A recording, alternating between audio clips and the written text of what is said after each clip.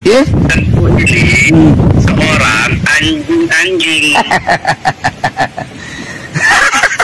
Panas ternyata Mbak Alawi. Mbak Alawi panas. Terus saya ingin tanya sekarang sama antum, kitab ulama ahli sunnah, ya maaf sebentar, saya tanya, kitab ulama ahli sunnah yang diverifikasi sebagai ahli sunnah wal jamaah yang ada di zaman Ubaidillah, siapa pengarang kitab ahli sunnah yang ada di zaman Ubaidillah? Di zaman Ubaidillah? Ya, yang ahli sunnah. Yang ahli sunnah wal jamaah? Ya, yang menjadi referensi kita dalam mengkaji kitab. Kan banyak itu. Iya siapa? Iya siapa? Iya siapa? Contoh yang ahli sunnah wal jamaah. Iya, di zaman Ubaidillah. Sebelum zaman kita, begini Tengku, zaman kita belum lah. Enggak, saya tanya di zaman Ubaidillah. Dengar ini. Oke. Ya, saya lanjut Tengku ya. Aduh, aku ngantuk nih. Udah nggak jelas. Kupikir ada orang yang pinter ilmu nasab, pingin ku lalap ilmu Mbak Alawi malam ini. Ternyata anak baru kemarin lahir. Ya sudahlah, ya. Saya udah rekam obrolan ini, saya akan viralkan biar keren gitu loh ya. Oke? Nanti kita ketemu lagi lah ya. Tentu, gini dah untuk Ana. Sekalipun antum bilang habaib itu palsu wala apa, bagi kami sekalipun Ana jadi anjingnya para habaib, Ana mau. Ya itu terserah, itu kan fanatik buta. Emang Nabi disuruh? Enggak, Anda tanya. Emang ada perintah agama begitu? Enggak ada perintah agama enggak begitu? Enggak, Anda ada perintah agama enggak begitu? Ada enggak perintah agama seperti itu? Apa? Ada enggak perintah syariat seperti apa yang kamu yakini? Enggak ada. Ya udah enggak ada, berarti min ahli dhalal antum. Selesai. Enggak apa-apa. Oh, ya enggak apa-apa. Ya sudah, memang orang buta itu tai pun dianggap kue. Udah benar. Itu sadaqah ya Rasulullah. Annal a'ma, orang buta itu semua yang dipandang sama dia kalaupun tai tetap dianggap es krim. Mantap. Lanjutkan perjuangan. Itu ini doktrin Mbak Alawi fitnah akhir zaman yang kata Nabi ini macam ini ya, dia nggak tahu nasab orang udah dibilang palsu. Jadi gimana Tengku kelanjutannya yang tadi itu? Ya sampai di mana terakhir tadi ya? FPI. Ya, jadi harusnya FPI itu nggak usah ikut campur dalam menghalangi orang dakwah lah segala macem gitu loh. Jadi kan nggak timbul polemik gitu. Ini Tengku, bukan kita menghalangi, kan kita yang itu nomor satu yang kita khawatirkan kepada umat yang awam. Contoh seperti Kiai Imad menyampaikan bahwa habaib itu nggak ada. Ya, jadi gini. Dari mana Kiai Imad tahu kalau habaib itu nggak ada? Sedangkan Kiai Imad ini mantan FPI loh dulu. Ya. Gimana Tengku? Ya, kalau saya nggak menganalisa Kiai Imad mau mantan FPI ke atau mau apa gini loh, kalau saya mah. Jadi dasarnya Kiai Imad menyatakan habaib itu tidak ada sanad kepada Rasul, ya. Itu kan dia berdasarkan kajian ilmiah, berdasarkan kajian kitab, berdasarkan ulumun nasab atau ilmin nasab gitu loh. Jadi seharusnya kalau kalangan siapapun, baik dari habaib sendiri atau dari FPI yang nggak sependapat dengan apa yang difahamkan oleh Kiai Imad, ya semestinya Kiai Imad antum undang dia untuk diskusi secara khair, secara baik-baik, secara bersaudara, mengkaji bersama-sama dengan cara yang hikmah gitu loh, bukan dengan cara yang negatif gitu maksud saya gitu. Kemarin di Banten kenapa nggak hadir Imat? Jadi di Banten itu kan sudah dia berikan keterangan kemarin. Dan itu fakta. Kita gini loh. Kemarin pun kalau antum mau tahu, seandainya Kiai Imat datang dan tim diskusi lainnya juga ikut hadir, termasuk Mangacem Ali, itu efeknya sangat luar biasa. Efeknya itu akan terjadi pertikaian itu. Karena entar dulu, saya tahu antum afwan ya, saya di lapangan, saya langsung di lokasi, ya, saya lebih tahu, ya, dan ada anggota-anggota saya juga di sana, yang ada di pasar, ya, yang ada di masjid, terpisah-pisah, ya, semua memberikan laporan bahwa kalau memang menang Kiai Imat itu kemarin, ada datang Kiai Imat menang dalam diskusi, itu akan terjadi chaos dan keamanan pun nggak ada. Itu bansos pol aja yang ada, tuh bantuan polisian hanya sedikit gitu. Jadi ya, sebetulnya kalau mau diskusi bukan begitu caranya, gitu. Kan nggak mau bikin rusuh kan? Pasti kalau udah kalah, kalah. Gitu. Loh, kalau itu kemarin, ya saya pastikan kalau ada Kiai Imat, ada Mangacem Ali, ada tim ahli ufologi, terus ahli DNA, itu lengkap, asli lengkap, gitu. Karena data kitab yang kita perlukan bukan sistem debat framing, gitu loh. Jadi, nah ini Tengku, mana asal muasal cara untuk tes DNA bagi para habaib, dari mana pernyataan kayak gitu? Ulama siapa yang menyatakan kayak gitu? Antum sudah buka kitab Al-Ifadah belum?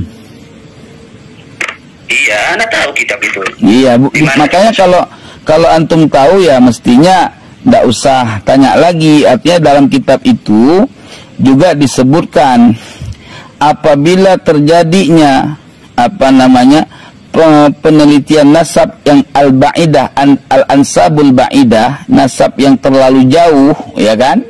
Maka di situ untuk memperkuat bayinah adalah dengan sistem DNA di situ, dan Wahbah Az-Zuhaili juga menyatakan sama seperti itu, dan hasil keputusan Muktamar NU juga mengarahkan kepada DNA untuk memverifikasi kebenaran nasab seseorang. Walaupun ya, ini jujur aja, walaupun itu pernah nggak didalemin? Gimana? Sama kayak ibarat tafsir, harus diperdalami dong. Jangan cuma baca dalilnya aja. Iya kan begini. Tahu kok. Ya, oke. Sekarang begini. Bagaimana caranya antum memverifikasi kebenaran suatu nasab? Ya.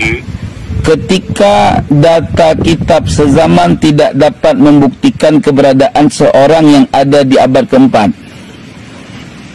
Oh, jadi tentang Imam Ubaidillah gitu ya? Iya. Terus pertanyaan kedua. Ini Tengku. Okay. Kitab yang dikarang sama Kiai Imat itu kan dalil-dalil semuanya itu di copy paste, dan yang mencetak kitab itu adalah orang Syiah. Nggak usah gini Tuan, kita nggak usah ketika dalam muzakarah. Kenapa Kiai Imat itu mengambil dalil dari orang Syiah? Terus saya ingin tanya sekarang sama antum, kitab ulama ahli sunnah, ya maaf sebentar, saya tanya, kitab ulama ahli sunnah yang diverifikasi sebagai ahli sunnah wal jamaah yang ada di zaman Ubaidillah, siapa pengarang kitab ahli sunnah yang ada di zaman Ubaidillah? Di zaman Ubaidillah? Ya, yang ahli sunnah. Yang ahli sunnah wal jamaah? Ya, yang menjadi referensi kita dalam mengkaji kitab. Kan banyak itu. Iya siapa? Iya siapa? Iya siapa? Contoh yang ahli sunnah wal jamaah. Iya, di zaman Ubaidillah. Sebelum zaman kita, begini Tengku, zaman kita belum lah. Enggak, saya tanya di zaman Ubaidillah.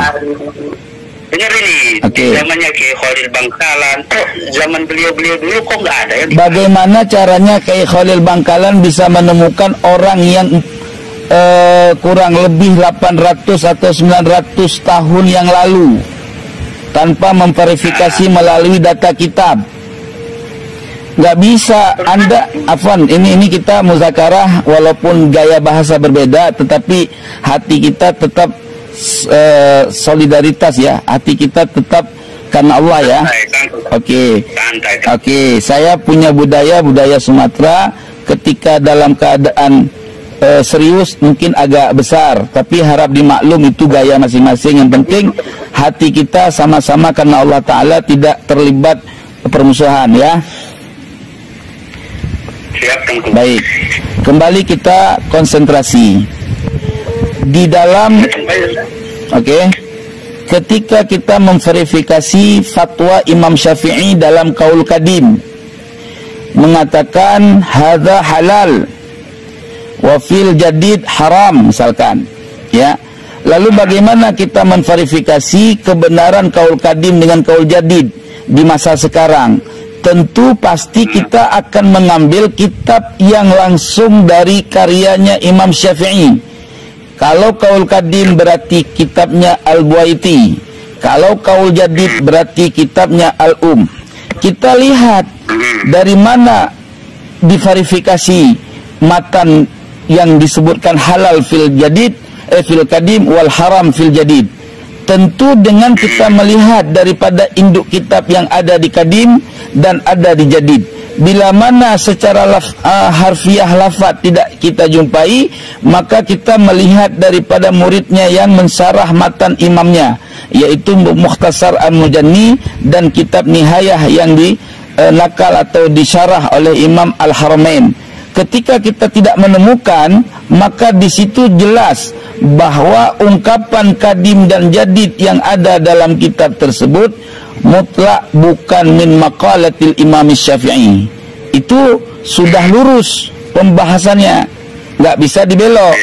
Nah, ketika antum bertanya bahwa Al-Ubaidali diklarifikasi sebagai Syiah, ketika kita baca dalam kitab muqaddimah kitabnya, itu hanya satu orang saja yang mengklaim diri Imam Al-Ubaidali itu sebagai golongan Imamiyah. Namun ulama-ulama ahli nasab lain tidak meyakini yang seperti itu, pertama.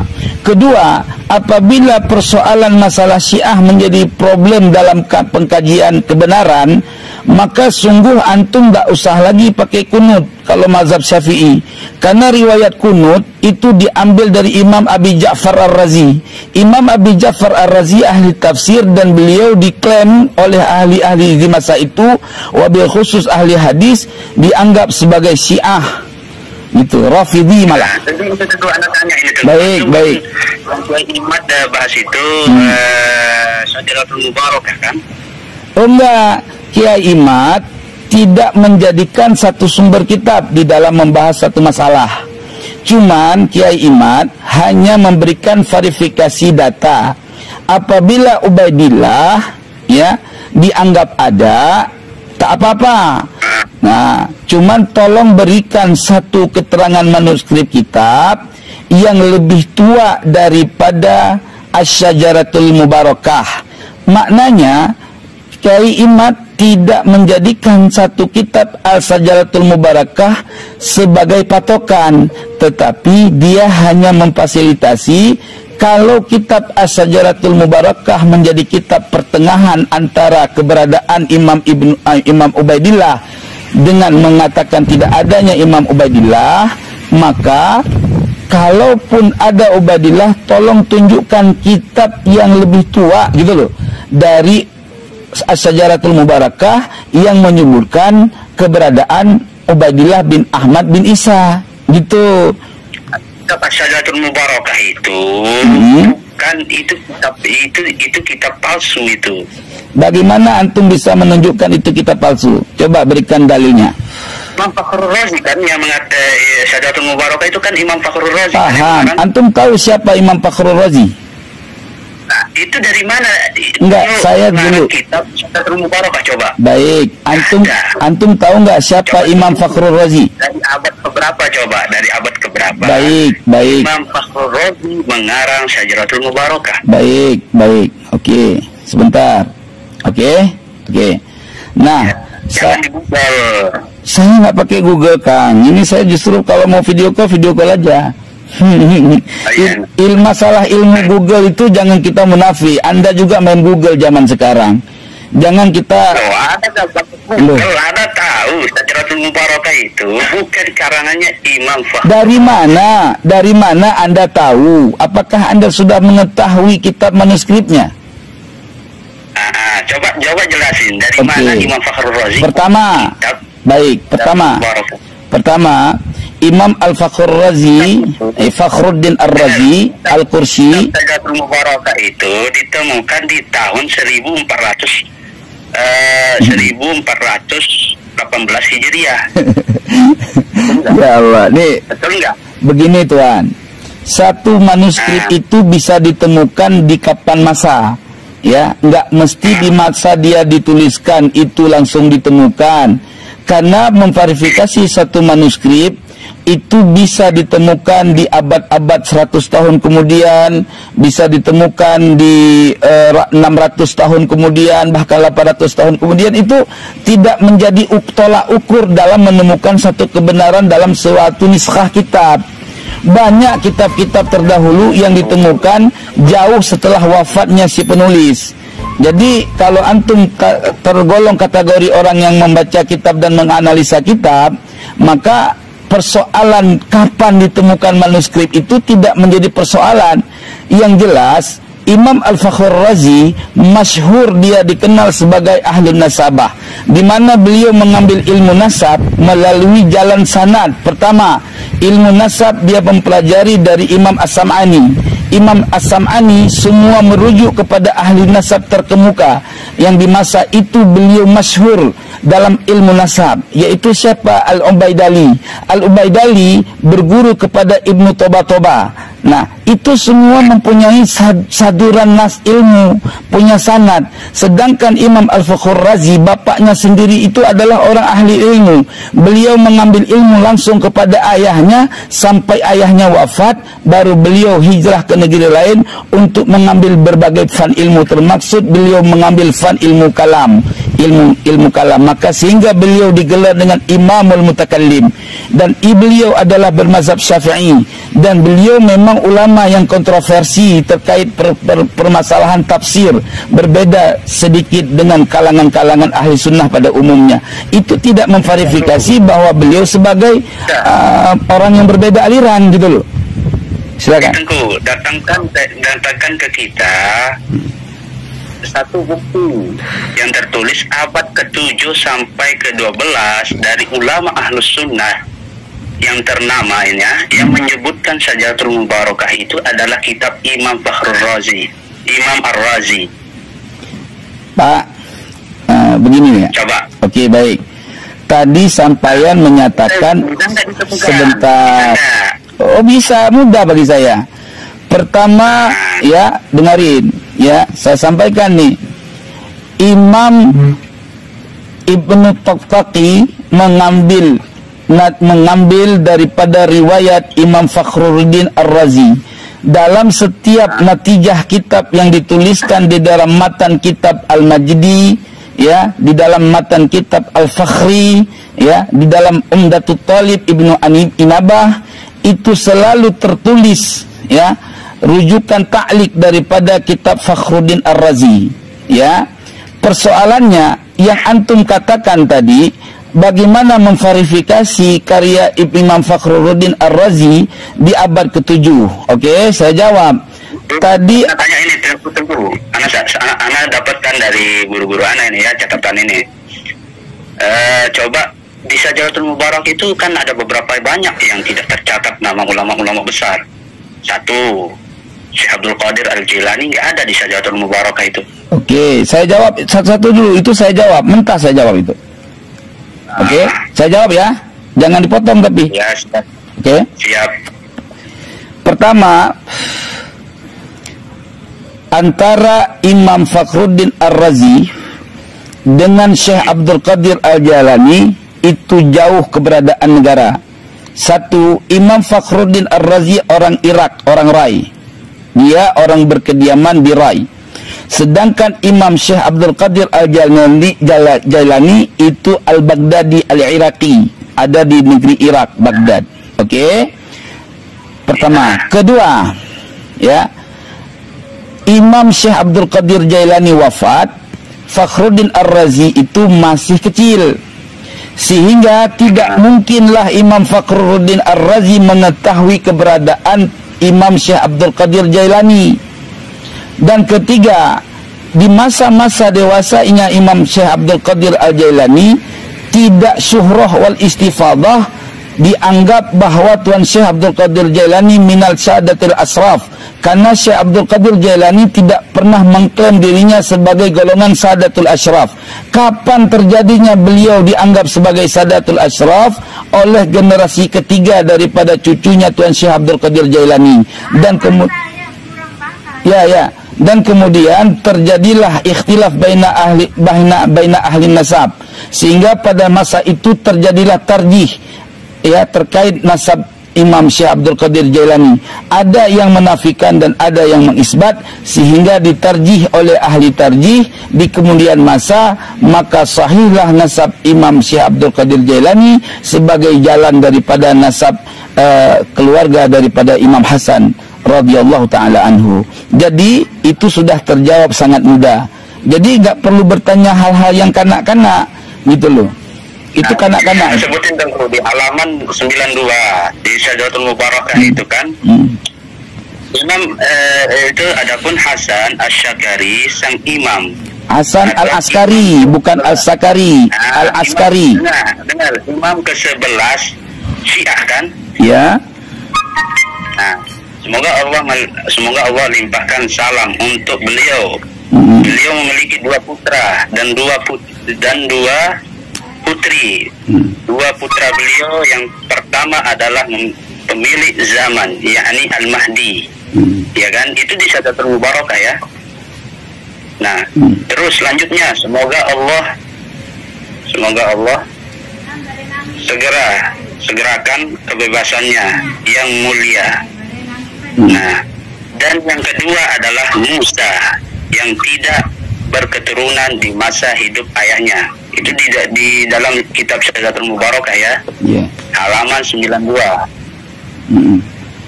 Ya, yang jadi masalah apa Tuan di situ? Nah, ini kan kitab yang para pembenci habaib ini kan yang membawa-bawa kitab Syajaratul Mubarakah. Jangan bilang membenci.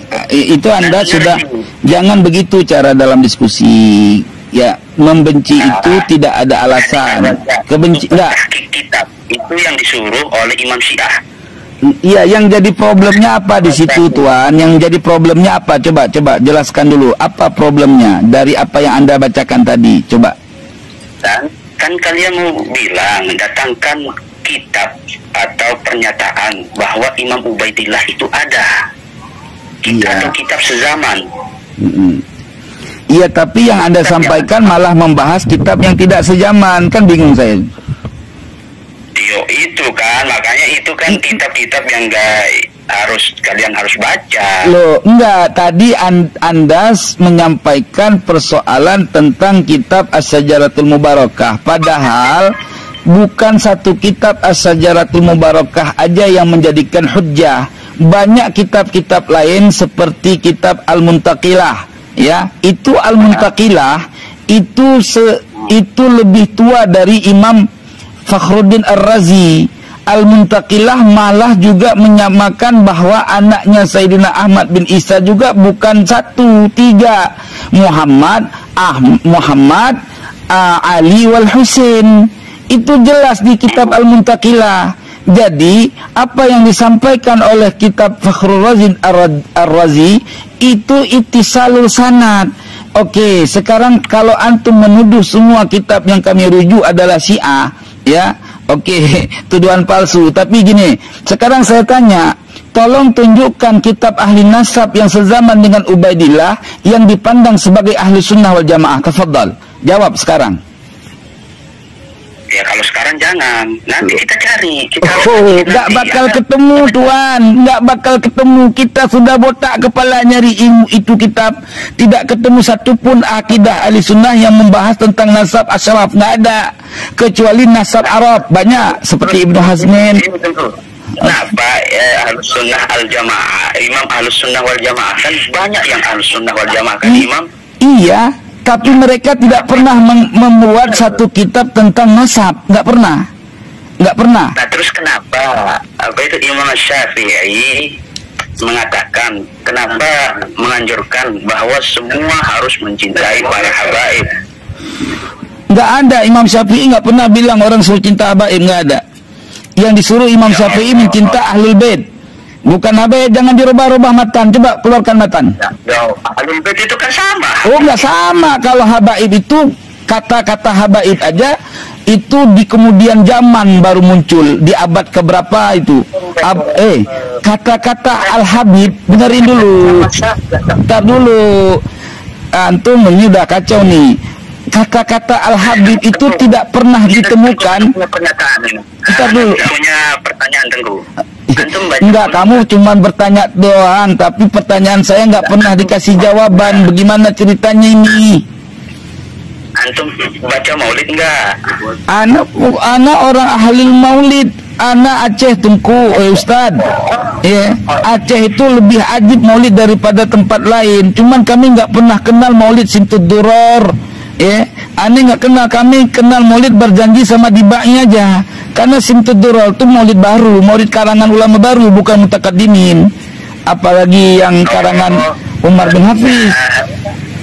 Habib Ali, berarti Habib Ali bin Abdurrahman Al-Habsyi itu ulama baru ya? Oh baru. Kalau ulama lama antum berarti nggak tahu beda ulama baru sama ulama tua ya. Saya kasih apa perlu saya kasih penjelasan antara mutakaddimin, mutaakhirin aja sudah nggak ketemu. Gini dah Tengku, nanti gini dah, kalau kita mati nanti kita buktikan di dalam kubur aja ya. Nggak usah, kalau main-main, kalau udah dalam kubur itu udah bukan lagi urusan. Sampaian bicara dalam kubur udah kayak yakin masuk surga. Apa kamu yakin kau masuk surga? Enggak, saya tanya. Enggak, saya tanya dulu. Apakah kau yakin sekali kau masuk surga? Berapa di dalam kubur? Entar dulu. Aku tanya dulu. Bahasa mayit itu ada berapa di dalam kubur? Apa? Bahasa mayit itu ada berapa di dalam kubur? Bahasa mayit ada berapa dalam kubur? Kalau bisa, anak cium kaki Tengku. Enggak perlu. Mencium kaki aku itu haram. Enggak perlu. Nabi aja nggak disuruh cium kaki Nabi. Apalagi kau cium kaki aku. Sekarang gini, maksud kamu bahasa apa nih? Bahasa lughat?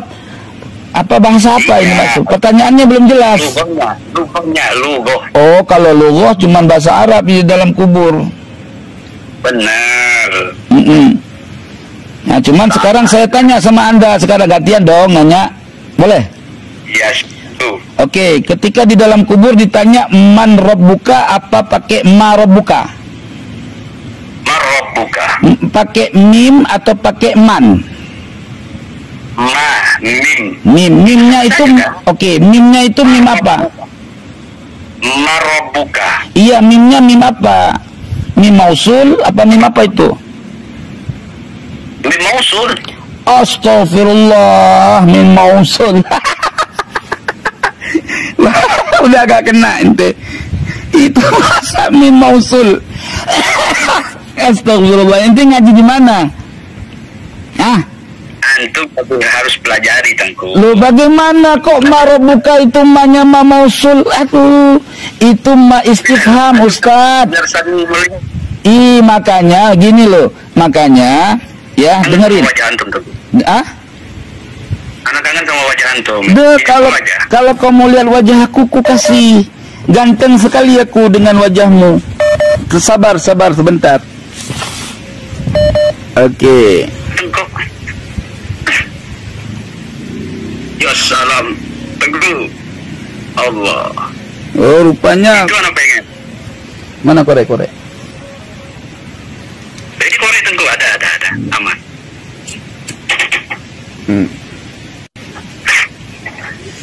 Ya, jadi gimana? Gini, kamu ternyata terlalu Terlalu kanak-kanak, belum banyak pengalaman di dalam fan ilmu. Ya, jadi saya anak itu ya. Anak masih fakir, anak masih bodoh, enggak kayak Tengku, luar biasa Tengku. Enggak, Anda kan enggak menilai antum bodoh atau tidak. Anda baru bilang pengalaman antum di dalam mentalaah kitab itu masih terlalu muda.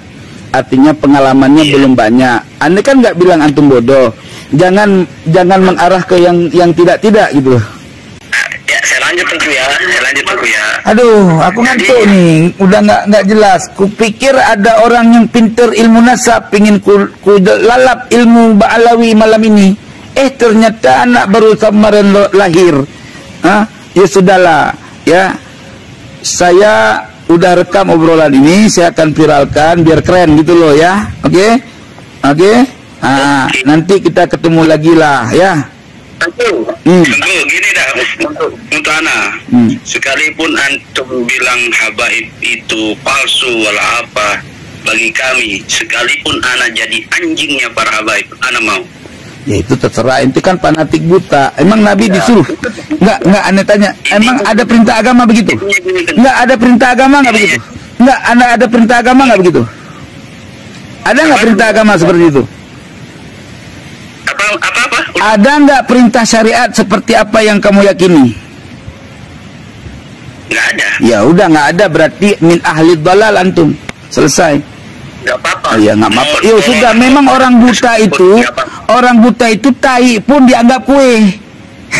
Udah benar. Itu sedekah ya Rasulullah. Annal a'ma, orang buta itu semua yang dipandang sama dia, kalaupun tai tetap dianggap es krim. Mantap. Lanjutkan perjuangan. Sama kayak kamu bilang tadi itu, apapun ceritanya, walaupun secara syariat Ba'alawi batil sebagai nasabnya, kamu tetap akui dia sebagai anjing-anjing Ba'alawi. Itu sama dengan kamu sudah menganggap tai pun kau anggap es krim. Makanlah, aku tak mau. Ya nggak apa-apa. Ya sudah. Kalau Tengku ini palsu. Itu ini doktrin Ba'alawi fitnah akhir zaman yang kata Nabi ini macam ini ya. Dia nggak tahu nasab orang udah dibilang palsu, nasab Ba'alawi yang jelas palsu dibilang asli. Ini kacau balau orang macam ini. Ya sudahlah, kau makan itu asli Ba'alawi itu kau makan aja ya. Imamnya kami. Imam kau aja suruh ketemu sama aku. Imam kau itu kau suruh telepon aku aja ya. Ya biar kita mujakarah sama imam. Oke. Nggak anggap Tengku Sayyid. Nggak masalah. Nggak perlu kau anggap aku Sayyid. Kau anggap aja yang palsu-palsu itu Sayyid. Ya? Tengku ini seorang anjing. Panas ternyata Ba'alawi. Ba'alawi panas. Ba'alawi kesetrum panas, giginya sampai boneng. Ya sudah. Makan aja boneng Ba'alawi. Wassalamualaikum warahmatullahi wabarakatuh.